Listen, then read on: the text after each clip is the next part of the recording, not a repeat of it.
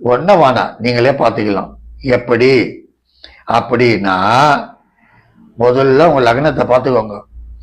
லக்னம் நல்லா இருக்கா, லக்னத்திலேயே பாபிகள் இருக்கான்னு பாருங்க. அதாவது ராகு, கேது, சூரியன், செவ்வாய் இந்த மாதிரி லக்னத்துல இருந்தா அது கொஞ்சம் போராட்டமான வாழ்க்கை தான். அது மட்டும் இல்லை, நல்லா ஓவம் சம்பாதிக்கிற எல்லாம் செய்யறோம், பிரமாதமான காசு கையில, நிம்மதி இருக்கணும் இல்லை, அதுதானே முக்கியம். அதுக்கு 12 முக்கியம். ரொம்ப பேர் அதை பார்க்கறது இல்லை. 12வது ஸ்தானம் சரியில்லைன்னா அவன் குடும்பத்துல சன்னியாசி.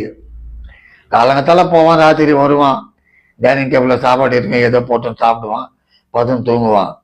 ஒரு தெளிவா சந்தோஷமா இருக்க முடியாது. ஏன்னா 12 சைனஸ்தானம், ஆமா, நிம்மதி கொடுக்குற ஸ்தானம், அதுவும் கிடக்கூடாது.